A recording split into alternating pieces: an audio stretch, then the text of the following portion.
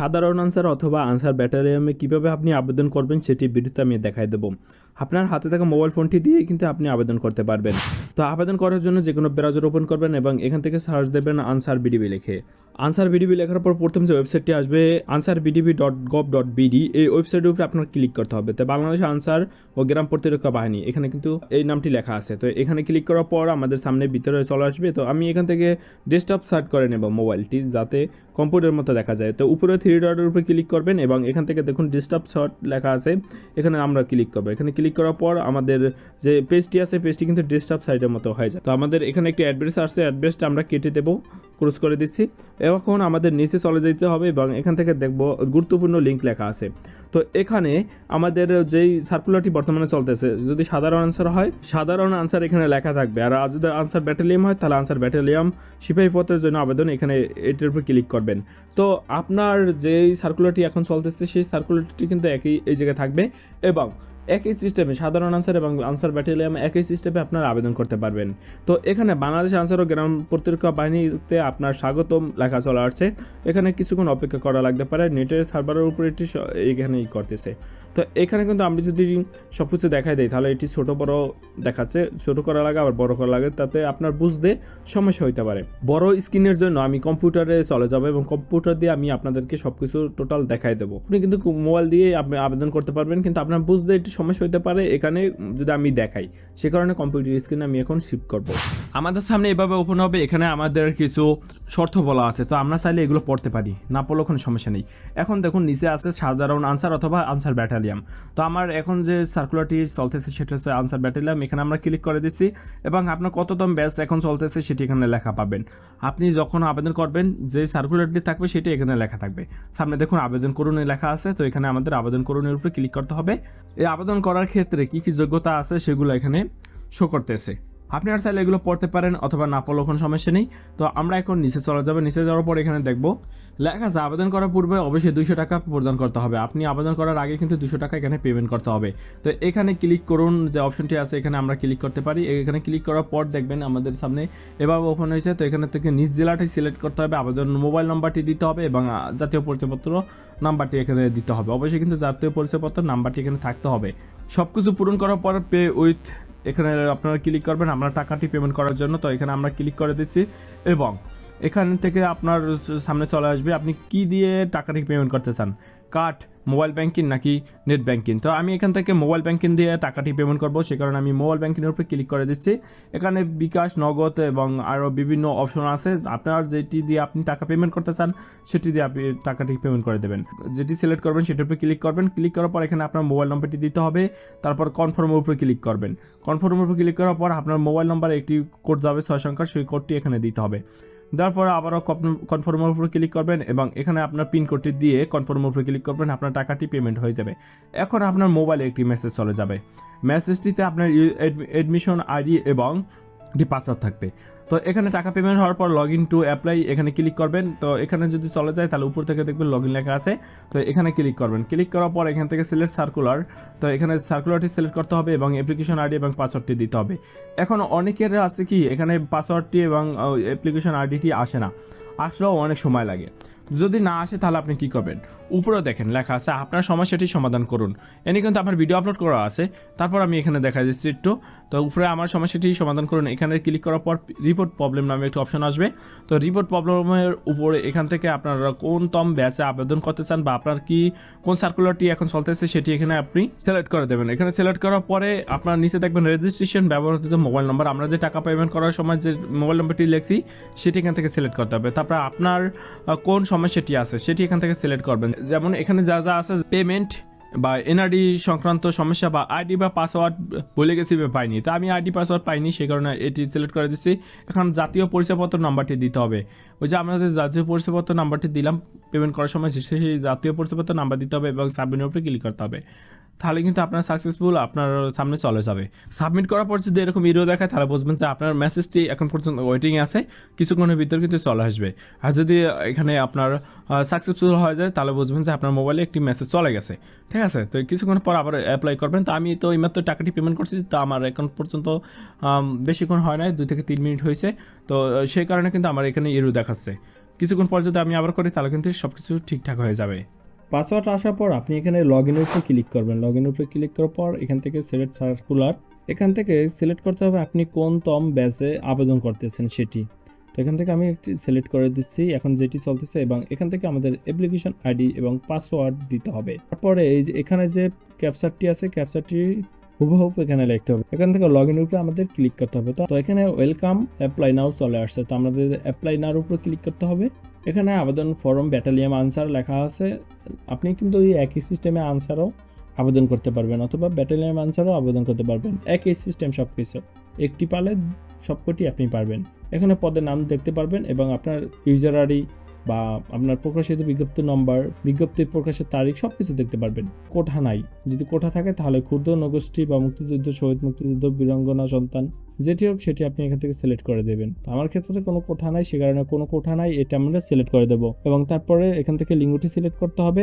Mail এখানে আসছে, তো এখানে আমরা সিলেক্ট করে দিচ্ছি। আপনি মেইল নির্বাচন করছেন, ঠিক আছে কি, এখানে ওকে ক্লিক করে দেবো। তারপরে এখান থেকে জন্ম তারিখটি দিতে হবে, তো আমি এখান থেকে জন্ম তারিখটি সিলেক্ট করে দিচ্ছি। তো এখান থেকে এখন আমাদের চেক এনআইডি ডাটা এখানে ক্লিক করতে হবে। এখানে যখন আমরা ক্লিক করব তাহলেই দেখবো আমাদের ব্যক্তিগত তথ্যটি কিন্তু পূরণ হয়ে যাবে অটোমেটিকভাবে। আপনার এনআইডি কার্ডে যে তথ্যগুলো থাকবে সেই তথ্যগুলো কিন্তু এখানে চলে আসবে। আগে কিন্তু এই চেক এনআইডি ডাটা এই অপশনটি ছিল না, তো আমাদের এখানে পূরণ করা প্রয়োজন ছিল। তো এখন আর কোনো পূরণ করা প্রয়োজন নেই, আপনি চেক এনআইডি ডাটা এখানে ক্লিক করবেন তাহলে কিন্তু চলে আসবে। তারপরে এখান থেকে নিচে যেটি আপনি সিলেক্ট করতে হবে সেটা হচ্ছে বৈবাহিক অবস্থা। এখান থেকে অবিবাহিত সিলেক্ট করতে হবে, তারপর ধর্ম সিলেক্ট করতে হবে, তারপর এখান থেকে জাতীয়তা সিলেক্ট করতে হবে, এটি সিলেক্ট করা আছে বাংলাদেশি, তো এটাই থাকবে। তারপর দৃষ্টিশক্তি এখান থেকে সিলেক্ট করতে হবে, 6 আমি দিয়ে দিচ্ছি। শারীরিক যোগ্যতা তথ্য এখান থেকে দিতে হবে। তো এখান থেকে উচ্চতা সর্বনিম্ন উচ্চতা 5 ফিট 6 ইঞ্চি কিন্তু আমাদের দিতে হবে, তো আমি এখান থেকে দিয়ে দিচ্ছি 5 ফিট। তারপর এখান থেকে যেটা হোক সেটা আমি দিয়ে দিচ্ছি। এবং এখান থেকে বুকের মাপ, সর্বনিম্ন বুকের মাপ স্বাভাবিক এবং প্রসার অবস্থায় থাকতে হবে 32 থেকে 34 এর ভিতরে কিন্তু। তো স্বাভাবিক আমি এটি দিয়ে দিচ্ছি এখান থেকে, এর নিচে হলে কিন্তু হবে না। তো আপনি অবশ্যই আপনার বুকের মাপটি এবং দিয়ে দেবেন এখান থেকে। তারপর ওজন দিয়ে দেবেন, তো এখানে ওজন চাইছে কত, আপনার 49 কেজি, আপনি চাইলে বেশিও দিতে পারেন কমও দিতে পারেন। তো এখান থেকে চাইছে সর্বনিম্ন চাইছে 49 কেজি কিন্তু থাকতে হবে। এবং তারপর এখান থেকে ঠিকানাটা দিতে হবে। আমাদের ঠিকানা যেটা আছে বাসা বা সড়ক নম্বর যেগুলো এখান থেকে এক্সট্রা দেওয়া আছে সেটি কিন্তু এখানে অবশ্যই পূরণ করতে হবে। এখানে বলছে বর্তমানে ঠিকানা বাংলা পূরণ করতে হবে এবং স্থায়ী ঠিকানা বাংলা পূরণ করতে হবে। তো এখান থেকে বাসা ও সড়ক নাম্বার দিয়ে দেবো এবং গ্রাম দিতে হবে। তারপরে এখান থেকে আমি দিয়ে দিচ্ছি। তারপর ইউনিয়ন বা পুরো ওয়ার্ড এগুলো দিতে হবে। এখান থেকে আপনার যে ইনফরমেশনগুলো আছে সেগুলো এখান থেকে দিয়ে দেবেন। তারপর দিবেন ডাকঘর, তারপর পোস্ট কোড নম্বর, তারপর বিভাগ এবং তারপর প্রার্থীর নিজ জেলা, আপনি কোন জেলায় বসবাস করছেন সেগুলো এখান থেকে সিলেক্ট করে দিতে হবে। আপনি ধাপে ধাপে একটি পূরণ করলে কিন্তু আরেকটি চলে আসবে। আপনার স্থায়ী ঠিকানা এবং বর্তমান ঠিকানা যদি দেখা হয় তাহলে দেখুন স্থায়ী ঠিকানা এখানে কিন্তু অটোমেটিক আমাদের এগুলো পূরণ করা হয়ে গেছে। এগুলো আছে আপনি যে ভোটার আইডি কার্ড করছেন সেখানে যে সিলেক্টগুলো আছে সেগুলো কিন্তু এখানে চলে আসছে। এনআরডি ডাটা যখন আমরা ক্লিক করছি তখন কিন্তু এগুলো চলে আসছে। তো এখানে অবশ্যই আমাদের কিন্তু এটা বাসা বা সড়ক নম্বর বাধ্যতামূলক, দেখুন বলছে এটা দিতে হবে বাসা। আচ্ছা, এখানে আমরা বর্তমানে ঠিকানায় বাসা ও সড়ক নম্বর এখানে আমাদের গ্রামটি লিখে দিলাম, ঠিক আছে। তারপর এখানে এটি কিন্তু সিলেক্ট করা যাচ্ছে না কারণ এটা অটোমেটিকভাবে সিলেক্ট করা আছে স্থায়ী ঠিকানা। তো আমাদের এখন এখান থেকে শিক্ষাগত যোগ্যতা সিলেক্ট করতে হবে। প্রথমে দিতে হবে শিক্ষাগত যোগ্যতা, এখান থেকে আমি এসএসসি দিয়ে দিচ্ছি। তারপর বিষয়, কোন বিষয় নিয়ে আপনি লেখাপড়া করছেন বিষয় কিন্তু বাধ্যতামূলক দিতে হবে। তারপর শিক্ষা প্রতিষ্ঠানের নাম লিখতে হবে এবং এখান থেকে পাশের সালটি দিতে হবে। শিক্ষা বোর্ড দিতে হবে, কোন বোর্ড থেকে আপনি লেখাপড়া করছেন, বিভাগ বা শ্রেণীর জিপিএ কত আপনি সেটি এখান থেকে দিয়ে দেবেন। তারপর চাইলে আপনি আরও অ্যাড করতে পারবেন এখান থেকে। তো আমি আমার এখান থেকে ইনফরমেশনগুলো লিখে দিচ্ছি। এখান থেকে চাইলে আপনি আরও অ্যাড করতে পারেন, যেমন অ্যাডের উপরে যদি আমরা ক্লিক করি তাহলে এখান থেকে শিক্ষাগত যোগ্যতা আমরা এখান থেকে সিলেক্ট করতে পারি, ঠিক আছে। আর যদি আপনি নিজে চান দেবেন না তাহলে এখানে ক্রস চিহ্নের উপরে দেবেন, তাহলে কিন্তু এটি চলে যাবে।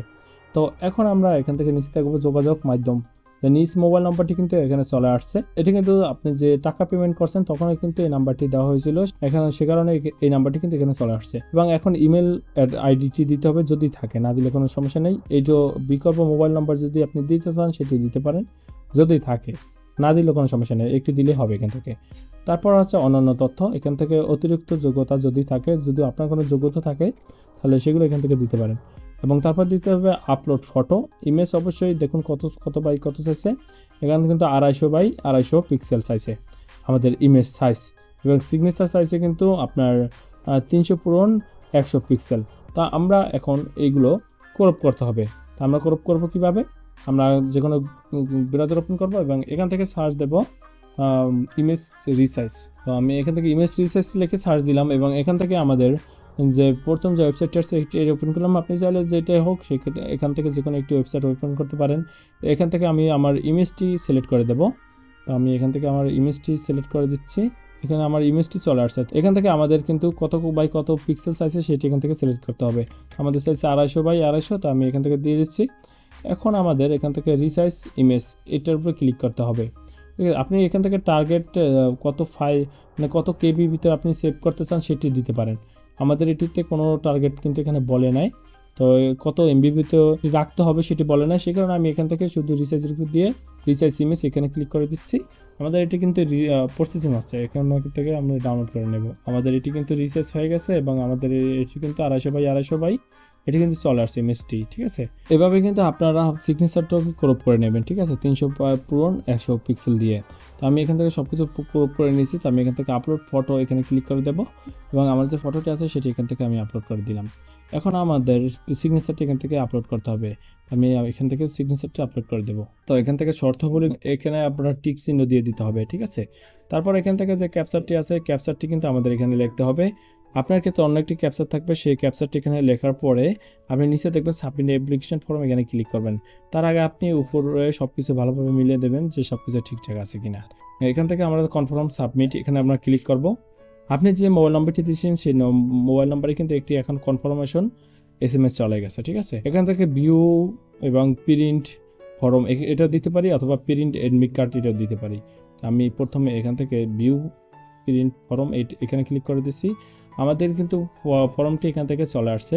তো এটা আমাদের ডাউনলোড করে নিতে পারি, বা এখান থেকে প্রিন্টের উপরে ক্লিক করব এবং এখান থেকে চাইলে আপনি প্রিন্ট দিয়ে নিতে পারেন। প্রিন্ট দেওয়ার জন্য Ctrl+P, অথবা আপনি এটা ডাউনলোড করতে পারবেন, এটা আপনি স্ক্রিনশট দিয়ে নিতে পারবেন। পরবর্তীতে কিন্তু এটি আপনি চাইলে আরও এই আপনার অ্যাপ্লিকেশন ফর্মটি ডাউনলোড করতে পারবেন। লগ ইন করে কিন্তু আপনি এটা আবার চলে আসবে সামনে। ঠিক আছে, যদি আপনি পুনরায় লগ ইন করেন তাহলে। এই ছিল ভিডিওটি ভালো লাগলে অবশ্যই লাইক করবেন, কমেন্ট করবেন এবং চ্যানেলটি সাবস্ক্রাইব করতে ভুলবেন না। কীভাবে আপনি এডমিট কার্ড ডাউনলোড করবেন সে নিয়েও ভিডিও আসবে পরবর্তীতে। এখন পর্যন্ত যারা চ্যানেলটি সাবস্ক্রাইব করেন অবশ্যই চ্যানেলটি সাবস্ক্রাইব করে পাশে থাকবেন, আর যদি অলরেডি চ্যানেলটি সাবস্ক্রাইব করে থাকেন থ্যাংক ইউ সো মাচ।